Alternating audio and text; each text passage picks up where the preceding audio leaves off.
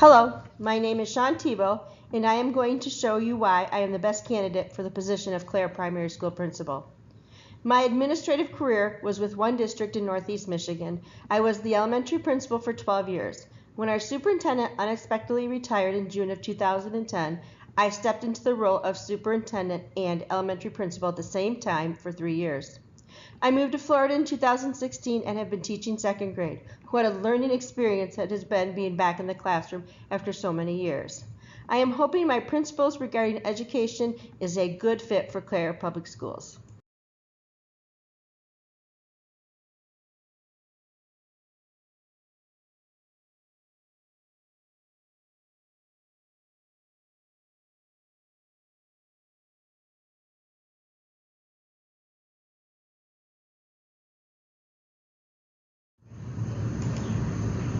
When I became principal in Hillman, I was their 5th principal in 7 years. Staff morale was low, standardized testing scores were below the state average, and behavior issues were rampant. Fortunately, I was a Title I teacher in the district before becoming principal and was aware of the issues plaguing the building. My first year, I focused on building relationships.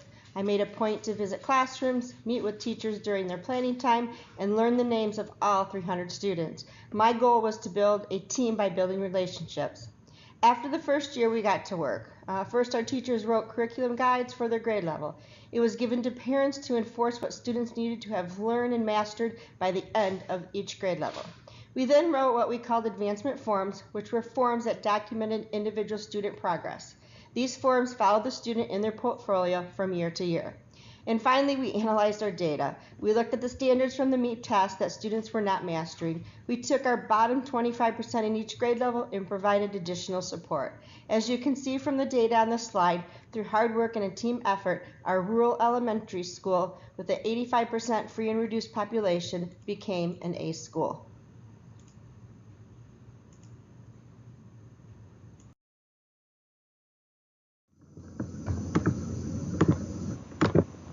First, I am obsessed with data. Data drives instruction. With the information from myschooldata.com, I looked at the 2016-17 school year and noticed that Clare Primary is below the state average in 3 out of the 4 testing areas in reading and math. Too many students, more than half in each area and in each grade level, are scoring in the partially proficient and not proficient. With this data, I would analyze reports of the standards that were not mastered by these students. After this, it would be time to have conversations with teachers about, are there any gaps in the curriculum? Students that are not mastering standards, are they being provided tier support? What type of data are classroom teachers keeping and analyzing? Finally, I would ask teachers, how can I best support you in the classroom?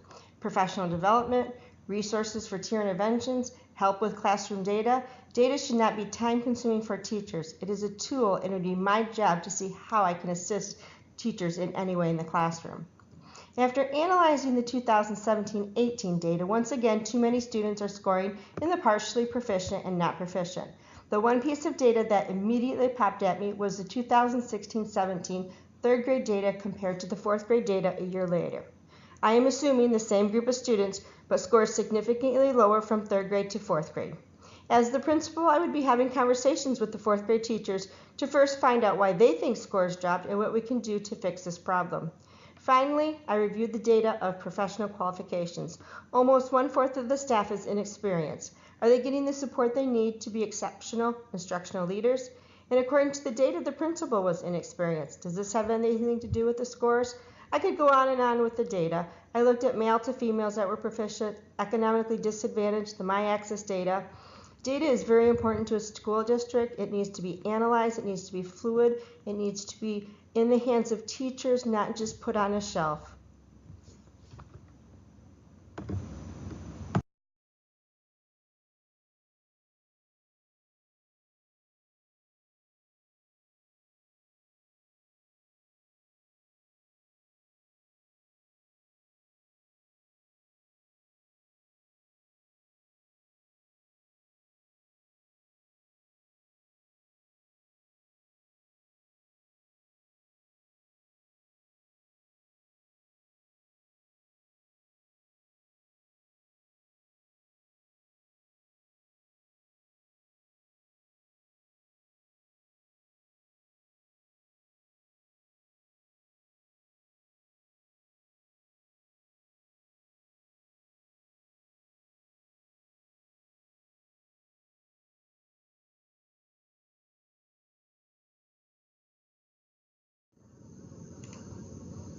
When I became elementary principal, I noticed that many of our learning disabled students were spending most of their instructional time in the resource rooms.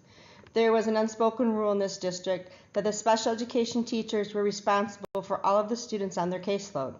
It didn't matter if they were LD, OHI, CI, or EI.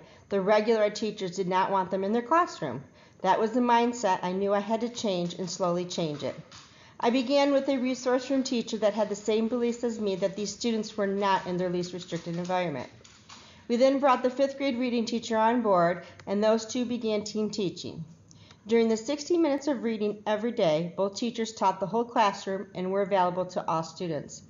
Our next step was to inform the staff of what the least restricted environment actually meant to our students. It was agreed on by most staff that we needed to do something different because these students were assigned to them. So our plan was to keep all students with a specific learning disability in their regular classroom for all math and ELA instruction. After instruction was complete, students were given the option to remain in the classroom to work on assignments, or they could choose to go to the resource room. The most difficult part of all this was convincing the parents that this is what was best for their child and writing addendums to their child's IEPs. We saw minimal gains, but some gains on the MEEC scores of these students, and we considered that a success. The model was still in place when I left Hillman Elementary in 2015.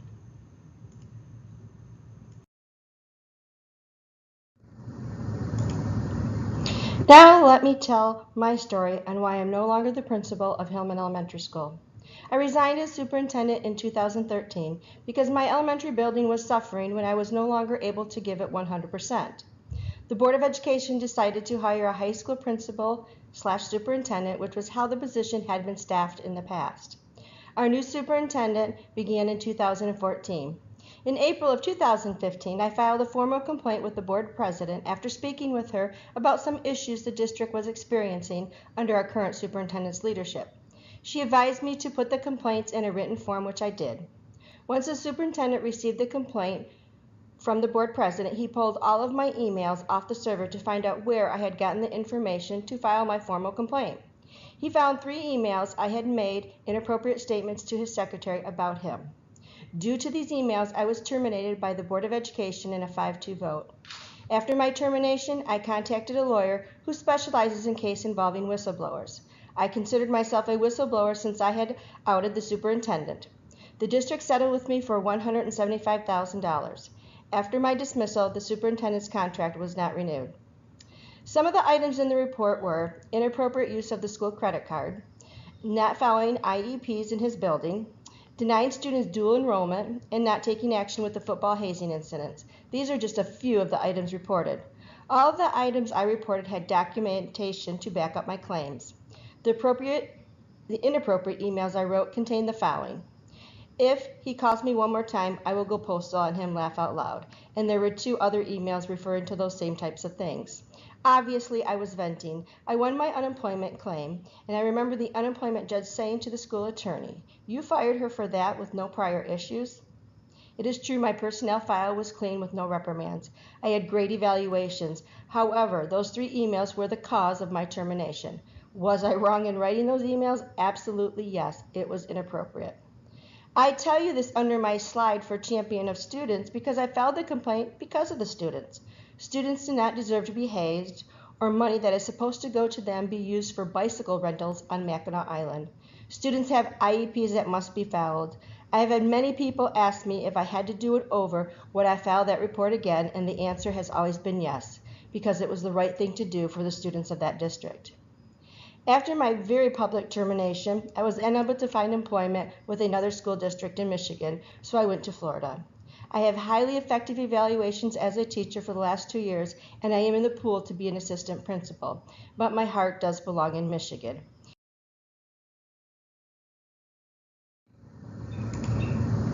I am telling you my story because I want you to hear it from me on why I am no longer an administrator with Hillman Schools instead of reading it on the internet. If you have any questions, please do not hesitate to contact me. And also remember, I will always fight for my students.